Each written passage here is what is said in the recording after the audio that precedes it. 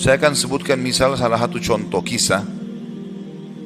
Ibnu Qayyim rahimahullah Al-Jauzi mengangkat kisah tentang Abi Qudamah, ya. Seseorang yang disebutkan namanya oleh beliau. Sudah pernah saya sebutkan cerita ini belum? Selalu belum, ya. Baiklah. Abi Qudamah, kata Ibnu Jauzi, adalah seseorang yang suka berjihad. Di zaman dulu, zaman tabi'in, suka berjihad, berperang.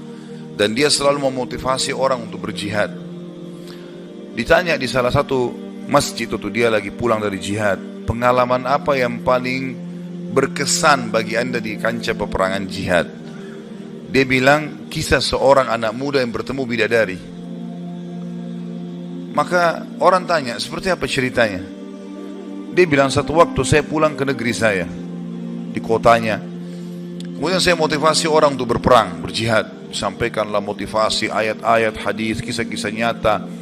Sampai orang-orang pada termotivasi untuk berjihad. Dia bilang, setelah selesai saya pulang, besok saya ingin bentuk pasukan, bergabung dengan pasukan muslimin untuk berjihad. Waktu saya pulang ke rumah, dia bilang tiba-tiba ada suara perempuan depan pintu memanggil, wahai Abi Qudamah, Abi Qudamah. Dia bilang, saya baca, a'udzubillahi minasyaitonirrajim. Jangan sampai ini godaan syaitan. Perempuan malam-malam memanggil-manggil depan rumah. Dia enggak bilang, saya enggak mau buka pintu. Terdengar lagi suara kedua kali, Abi Qudamah, Abi Qudamah, buka pintu. Suara perempuan. Dia bilang, a'udzubillahi minasyaitonirrajim. Saya enggak mau buka ini, takut jadi fitnah, gitu kan. Terus perempuan itu rupanya nyaut depan pintu. Dia bilang, wahai Abi Qudamah, bukankah anda yang memotivasi kami berjihad? Dan saya terpengaruh dengan itu.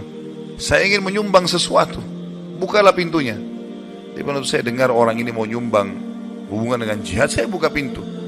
Perempuan itu rupanya bercadar. Dia bilang, pada saat saya buka pintu dan di hadapan saya tahu kalau orang ini kalau tidak pakai cadar, luar biasa Allah berikan kelebihan fisiknya. Terlihat wanita ini punya kecantikan, tapi dia tutup auratnya. Lalu saya alihkan pandangan saya dan saya katakan, apa yang akan engkau sumbang, ibu? Dia bilang, sesuatu yang paling indah dari tubuh saya, hai Abi Qudamah, adalah rambut saya. Saya memiliki rambut yang sangat bagus dan panjang. Maka saya sudah memotongnya dan saya sudah membentuknya supaya menjadi tali kekangan kuda. Maka saya minta agar rambut saya ini engkau jadikan tali kekangan kudamu, agar minimal rambutku ikut berperang. Abi Qudamah bilang, saya heran dengan imannya ibu ini. Luar biasa ini. Gak pernah ada orang terfikir seperti itu. Rambutnya panjang, lebat, tebal, dipotong, lalu dibuat sedemikian rupa sehingga bisa menjadi tali kekangan kuda. Gitu. Pakailah ini Abi Qudamah. Abi Qudamah bilang, baiklah, diambil. Pada saat sudah diambil, Abi Qudamah mau tutup itu, dia bilang, sebentar, masih ada satu lagi Abi Qudamah. Dia bilang apa? Suami saya mati syahid.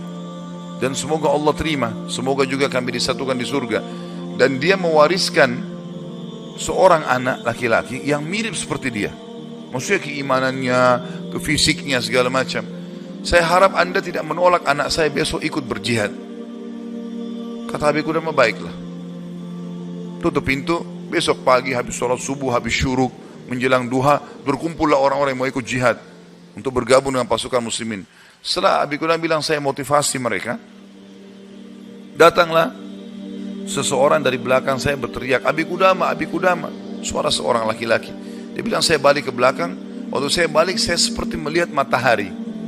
Artinya ada seorang laki-laki putih, tinggi, gagah, rambutnya indah, fisiknya kekar di atas kuda. Dia bilang, saya sendiri kagum melihat orang ini.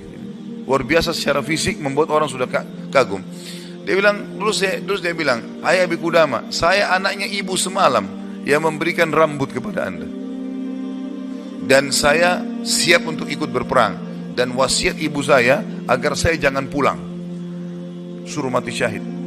Kata Abi Qudamah, saya kagum melihat lagi anak ini. Sudah kagum melihat ibunya, kagum melihat anaknya. Bagaimana keyakinan mereka berdua tentang janji Allah. Dan hidupnya di situ sudah.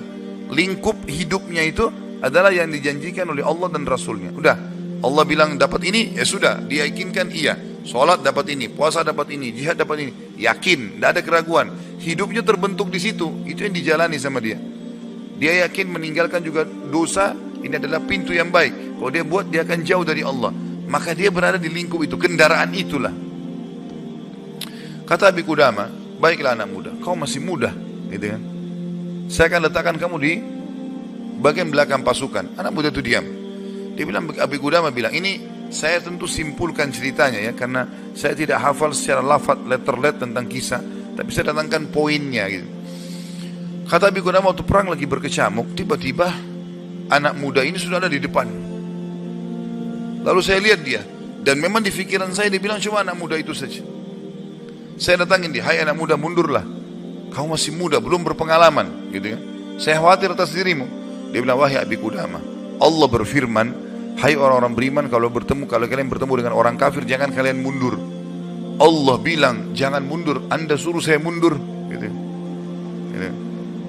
Kata Abi Qudamah, saya nggak bisa bantai ini karena dia pakai ayat. Gitu. Maka saya pun berada di sebelahnya sampai akhirnya karena perang lagi berkecamuk terpisahkan, otomatis terpisahkan. Waktu pasukan lagi istirahat, saya coba cari anak muda ini.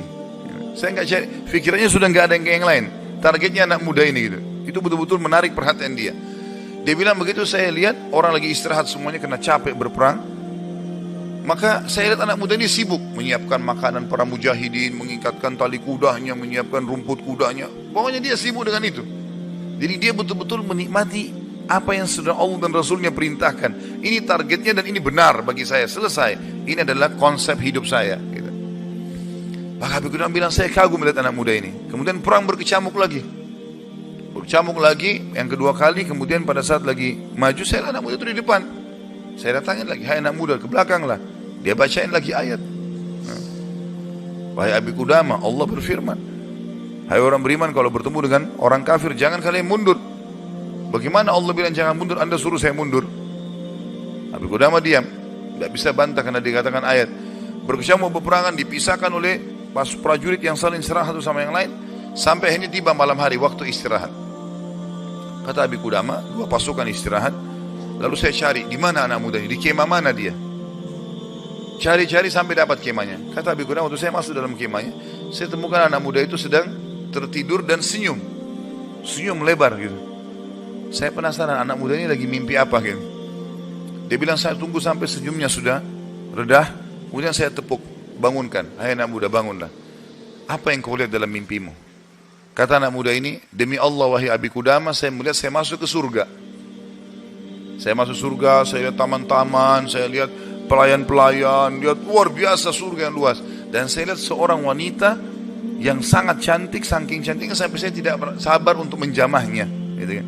Lalu dia mengatakan, belum waktunya hai suamiku. Padahal sebenarnya anak muda ini belum menikah. Ya.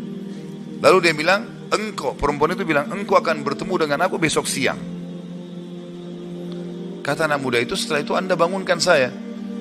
Dan saya berharap Allah membuat saya mati syahid besok. Untuk mendapatkan apa yang Allah janjikan. Yang jelas, kata Abi Qudamah, saya kagum. Artinya Abi Qudamah pun sekian tahun berjihad belum pernah mimpi seperti ini. Gitu kan? Besok pagi dia bilang berkecamuk lagi peperangan. Saya temukan anak muda itu di depan. Terus dia menyerang musuh. Gitu kan? Sampai akhirnya peperangan selesai. Dan sudah menang muslimin. Korban banyak di musuh dan di orang muslim. Anak Abi Qudamah bilang, target saya mengejar mana? Cari anak muda ini. Terbunuhkah atau belum terbunuhkah? Dicari.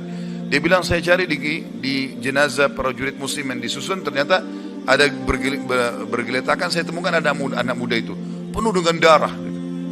Ya. Tapi masih hidup. Dan dia lihat, waktu saya datang, dia dengan senyum mengatakan, Abi Qudamah kesinilah. Dalam kondisi lagi luka-luka ini, berdarah-darah gitu ya. Kata Abi Qudamah, saya pun datang. Apa beritamu hai anak muda? Dia bilang, hai Abi Qudamah, kalau kau pulang nanti ke kampung kita, ke negeri kita, sampaikan ke ibu saya salam dan bilang impian beliau sudah terkabulkan. Artinya saya akan menyusul ayah saya mati syahid. Lalu pesannya ini luar biasa. Dia bilang apa? Wahai Abi Qudamah, apa kau ingat kisah tadi malam bidadari dalam mimpi saya? Kata Abi Qudamah, iya. Sekarang ada di sebelah saya, sedang senyum dan menunggu ruh saya keluar. Lalu dia akan membawa saya ke surga. Lalu kata Abi Qudamah, orang itu pun meninggal dunia dalam kondisi dia tersenyum gitu kan. Maka Abi Qudamah bilang, saya menangis, gak bisa menahan melihat luar biasanya. Ibunya luar biasa, anak muda ini luar biasa, 17 tahun punya kelebihan fisik yang mungkin tadi saya bilang, kebanyakan kita di Indonesia dihabiskan pada hal yang foya-foya, coba-coba kemaksiatan, ini semua omong kosong nih, dari syaitan, bukan begitu. Anak muda ini dididik oleh ibunya untuk targetnya surga. Bagaimana berperang mati syahid, seperti itulah. Kata Abi Qudamah, saya pun menguburnya. Waktu kami pulang ke negeri kami, target saya ke rumah ibunya, bukan ke rumah saya lagi. Orang semua pada pulang ke rumahnya, ketemu keluarganya. Dia bilang, saya cari ibunya anak muda itu. Begitu dapat rumahnya, saya ketuk pintu, dibuka. Ibu itu buka. Ibu itu begitu lihat saya tahu Abi Qudamah. Dia bilang, wahai Abi Qudamah, apa kau datang berbelasungkawa atau kau datang untuk membawa berita gembira? Kata ya Abi Qudamah, apa maksud anda ibu? Dia bilang, kalau anda pulang mengatakan anak saya ikut pulang bersama anda, berarti itu belasungkawa. Saya nggak mau anak saya pulang, mau mati syahid. Tapi kalau anda bilang anak saya mati syahid, berarti itu berita gembira.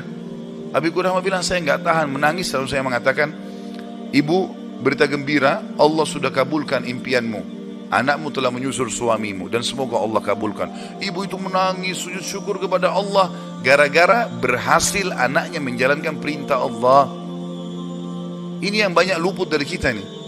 Kita malah bangga kalau anak kita yang cantik keluar dengan telanjang sana sini, terbuka auratnya, atau mungkin meninggalkan pesantren dan sekolah di sekolah yang tidak ada pendidikan agamanya, atau keluar ke negara-negara kafir yang akhirnya mereka terdidik dengan hal-hal yang tidak baik, hanya karena bangga dengan urusan dunia, bukan bangga dengan urusan akhiratnya. Padahal itu tanggung jawab kita, kan? Jadi teman-teman sekalian, menanamkan muraqabah, yakin kalau Allah mengawasinya, yakin akan janji Allah terhadap ibadah yang dia kerjakan, yakin ancaman Allah kalau dia melanggar. Maka ini poin yang sangat penting, ini yang sedang kita bahas. Masalah bagaimana dia mendidik jiwanya dalam masalah muraqabah.